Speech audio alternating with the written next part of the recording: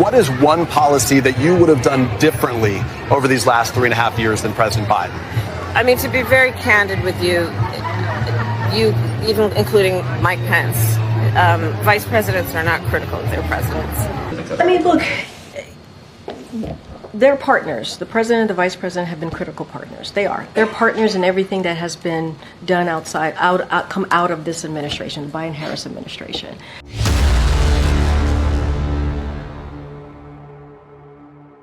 So Kamala Harris just got some bad news. You know, it's kind of like at this point, every single day she's getting bad news, okay? But this one happens to be something that will literally impact the Electoral College, which means it will impact how this election is going to turn out, because we know it's going to come down to these battleground states. And there's one particular state where MSNBC went there physically and interviewed these voters, also known as swing voters. And so what we're going to do is react to this interview and show you additional clips to justify why this is a big problem for her campaign. As Arab Americans in this community, as Lebanese Americans now in this community, and you say politicians, which politicians do you blame? They're the ones that are approving the weapons, the resources to bomb our people back home. Although I'm here, I'm an American, I work here, I've had my kids here, my roots are still in Lebanon. I feel like they're turning their back on us. That's my home, my homeland, and they're the ones that are bombing it. Who is voting for Donald Trump in 24? It's possible. It's possible. Yeah. It's definitely not by Harris, that's for sure. Who's voting for Kamala Harris here? Absolutely no. No. Not possible. There's nothing she can do or say for us to change our mind. Who's voting third party in 2024? Good chance. So Jill Stein. Most likely. It's also a possibility that some of us will just abstain from voting altogether, but we do know that that's not the best political strategy, you know. Why are you voting for Donald Trump? Because my main goal is to get someone who is actively funding a genocide out of office. Is your vote for Donald Trump a vote endorsing Donald Trump, or is it a vote against Kamala Harris? Against Kamala Harris. Donald Trump has said he will reinstate the Muslim ban. He said that last time. He's said that he wants Netanyahu to finish the job. Donald Trump said a lot of things his first time around that terrified me. The campaign that the Democrats ran was that Donald Trump hates us. I felt safe, though, in the country when Trump was in office. I don't feel safe right now with Kamala in office. So, I mean, that to me speaks more. Okay, there's just a few things about this interview. Number one, you can tell that the lady asking the questions has Trump derangement syndrome. She's trying to use fear tactics in the way that she is conducting this interview, which I find to be interesting. Like, oh, Trump is going to enforce a Muslim travel ban. Lady, can you stop with that? Can you just be intellectually honest and get to what the bottom line is for these voters? It's about what's happening in the Middle East. But hey, I guess that's too much to ask, right? But what's funny is how the voter checked her and said, hey, listen, just because you guys say that Trump is a threat to democracy, just because you say I'm supposed to be scared, doesn't mean I'm going to believe it. And I've been telling you guys, they played that card back in 2020. They can't play it again. They got to come with something else. Now, there's a foreign affairs analyst that went on CNN and said exactly what I just said and what you heard in that interview. And just look at the face of these people on the panel when she says it. And I've been talking to people in the business sector in the Arab American community, and I was really surprised this week to get an earful to hear them say that they would much rather either vote a third party, not vote at all, or vote for Donald Trump. And I'm telling you, it's not obviously a significant sample size, but I cannot find one Arab American within my social circle in business or personally who have said that they will vote for Kamala Harris. When you look at the polling, it seems sort of neck and neck. What they are saying, and this is not a Donald Trump campaign line, that Tiffany Trump's father-in-law, who's a Lebanese businessman, has been successful in kind of converting and talking to people to explain why Trump would be better. Even with the Muslim ban, even with everything else that has happened, they feel they do not have any political clout. They don't have any political operation. The only political power they have is their vote, even if it means the rise of Donald Trump. That's extraordinary.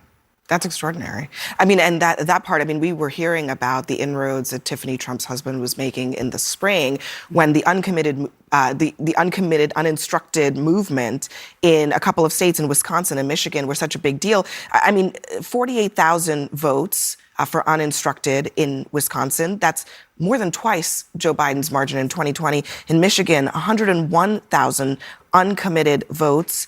That's just shy of what Joe Biden won that state by. I mean, this is important and it could be decisive. And there's 200,000 Muslims in Georgia that no one talks about, too. And in the CARE poll, which came out several months ago, Kamala Harris was in third place among Muslims in several of those states, behind both Donald Trump and Jill Stein. So there is this position that she's in. You know, that kind of sounds familiar, right? Where else have we heard where they don't feel they have a voice or any political power? Oh, yeah, that's right.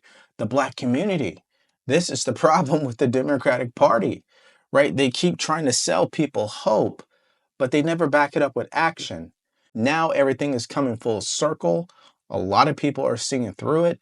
And that's why I say in this election, this could impact how people show up and vote. Now, before I get to showing you the Electoral College map and how Michigan could be one of the reasons why she will lose this election, let's take a look at this interview she did right after her rally today. And I think it just kind of justifies why people feel the way that they do towards her. Check this out. Let me ask you, if I can, about one of the challenges the campaign faces right now. Polls show that there is a widening gender gap, that Donald Trump leads, particularly among men, by 16 points right now. Why is that, and why do you think there is a disconnect for you with men right now? Well, let me tell you, you can look at this audience and you can see that there are people of every background and gender who are showing up by the thousands.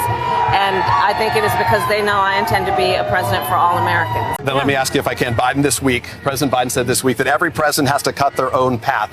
What is one policy that you would have done differently over these last 3.5 years than President Biden? I mean, to be very candid with you, even including Mike Pence, vice presidents are not critical of their presidents. I think that really actually, in terms of the tradition of it and also just going forward, it does not make for a productive and important relationship. He's now given you that green light with his comments that you can carve your own path. So now that you have this ability to say that to be on your own? Well, no, going forward, there is no question that I bring my own experiences and my own life experiences and Is there career. a policy that stands out to you in particular, either? Sure. I mean, my approach to what we need to do around Medicare covering home health care. So again, she doesn't want to state what will be the difference between her and Joe Biden. You know, at this point, we know it's a big mistake. We know she's in denial. We know either she must be super scared to separate herself or she really is this delusional. I guess you take your pick on what you think it is. But the bottom line is every time she goes to answer that question, it's horrendous. It doesn't provide any level of clarity. And it's the one big question that a lot of these undecided voters, whoever is left that is undecided, it's the one question they truly want an answer to. People know what they're getting with Donald Trump, okay? They know it all, okay? The good, the bad, all of it, all right? But what they don't know is who Kamala Harris is. After every single interview that she's done, all of her rallies, we still don't know Kamala Harris. And that is a problem for her campaign because she continues to spend more time bashing Trump than telling people who she really is. And maybe that's why in Michigan, there was a Muslim American mayor who endorsed former President Trump and today gave him a certificate. Check out this clip. Mr. President, on behalf of the city of Hamtramck, and we would like to present you a certificate of appreciation for visiting our city. And I would like to call the 3 elected officials, if you don't mind, to join me to hand you this certificate, please. It's going to be historic for our city.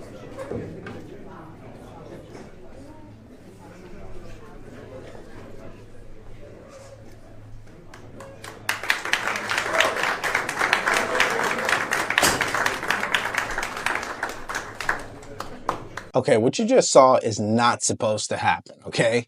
When it comes to the Democrats, this is not supposed to be happening. A Republican should not be getting an endorsement, especially from people out of the state of Michigan, especially a mayor of a city whose majority Muslim American. The largest Muslim American lives there in that city. So that is just bad news, okay? Now, here's what Trump had to say in response to that. What does it mean to have a Democratic Muslim mayor endorse you here in Michigan? Well, it's an honor. I mean, frankly, it's an honor. I've got a lot of endorsements from Arab Americans, from a lot of people. So that's a great honor. Do you think it'll move the needle for Arab Americans? Well, I don't think they're going to be voting for her because she doesn't know what she's doing. So I don't see them voting for her. I don't see a lot of people voting for her. She's not a smart person. Mr. President. Now, before we get into the Electoral College map and really talk about the state of Michigan, because we know she's having problems there with those voters, do us a favor. Like, share, and subscribe to this channel. If you want to support us further, go to the link in the description below, grab yourself a t-shirt, or buy us a cup of coffee. Now, what are you looking at on your screen? What you are seeing is if the election was held today, according to realclearpolling.com, this would be the outcome. Trump would have 312 electoral votes and Harris would have 226. Now, through studying and truly hearing the experts speak about these polls and where these candidates stand, it's likely that Nevada happens to be the strongest state for Kamala. So we're going to give that to Kamala right now. Arizona happens to be the strongest state for Trump, so we're going to leave it where it is. Georgia seems to be in Trump's favor. What's interesting about Georgia is out of all the states, Georgia happens to be the most accurately polled state that there is. So if they say Trump is up by 3, Trump is more than likely up by 3. Trump is definitely up in North Carolina. It's been a very long time since a Democrat won this state, so we're going to keep it the way that it is. So that brings us to Wisconsin, Michigan, and Pennsylvania, right? So if we keep it right here, at this point, he would be at 262, she would be at 232. So her only path to victory at this point would be to win Wisconsin, win Michigan, and to win Pennsylvania. That means she'd have to win all 3. It's not likely at this point that she's going to pull that off, okay? And we were just hearing what those voters out of Michigan had to say. We heard a political analyst talk about it. We've seen the uncommitted votes during the primary talk about it. So it's more than likely she's going to lose Michigan. And we're not even factoring in how bad she's doing with men. So obviously, if Trump wins Michigan, he's at 277 and he's the next president of the United States. Even if he doesn't even win Pennsylvania, because we know Pennsylvania happens to be the state that most people say if a candidate wins Pennsylvania, they're more likely to win the presidency. But as you guys can see in this scenario, she could win Pennsylvania and still lose, right? And let's look at it from this perspective. If Trump won Pennsylvania, clearly, I mean, it's a blowout at that point, right? But let's say that she won Georgia, right? Let's just play some games here. She could win Georgia, win Nevada, and still lose because he won Michigan and Pennsylvania. So that's why she's spending a lot of time in Wisconsin, Michigan, and Pennsylvania. Now, I'm of the opinion that it's probably going to look exactly the way that you're seeing it now. I don't trust Georgia whatsoever. I'm more likely to believe that Trump should win, but I don't rule out the possibility that he'll lose because it's just like last time around. I assume he would win Georgia. Didn't happen. So let's give Georgia, let's doubt Georgia. But I don't doubt Pennsylvania. I don't doubt North Carolina. And I'm definitely doubting Michigan as it pertains to Kamala Harris. And so this is how I actually see it based on everything that I've seen. So allow me to summarize my opinion as it pertains to the state of the race and why what these voters had to say really matters and why it's a big problem for Kamala Harris. It literally blows up her election chances, okay? The bottom line is this. She is not an authentic person. That is probably the most tangible characteristic a presidential candidate needs to possess. She is not willing to show us who she really is.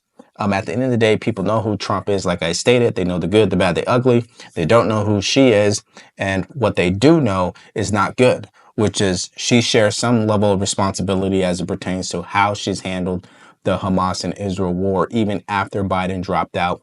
Her statements are very canned. They're not relatable. They're exactly what any other politician would say. It doesn't show what type of leadership will exist if she was to win in regards to Joe Biden. Is there a difference? She hasn't shown that. When they ask her about Joe Biden and how she will be different, she still gives us canned answers. There's no clarity there. And so it backfires on her in these different demographic of voters. And one particular demographic of voters is the Muslim Americans. They're not playing any games. Would you vote for the devil that you know exactly what you're going to get from the devil, or you're going to vote for the candidate of the unknown? And that's exactly where we find ourselves. Kamala Harris represents the unknown. Now, obviously, me and you, we know it's just going to be Joe Biden 2.0. But for people who are not really into politics, they have no idea what's going on. Now, if we compare that to Donald Trump, people know what they're going to get. So would you rather go with something that's comfortable, you know exactly what's going to happen, the good, the bad, the ugly, or are you going to go with what you don't know? I think mindset-wise, psychologically, people are going to go with Trump, or they're going to sit it out, or they'll vote for Jill Stein or write someone else in. And that is a disaster for Kamala Harris. So what did you guys think about what these Michigan voters had to say about her? Do you think what they said is spot on? What did you think about the Electoral College map that I showed you? Do you see it that way? What about those answers that she gave during the interview where once again they were canned? She clearly was not in the moment. She's still on robot mode. I want to hear what your thoughts are and more. And also, if you missed my reaction to the Al Smith dinner that she skipped out on, where Trump roasted her, it was a bad look. Now people are saying that she berated her campaign manager who told her not to go.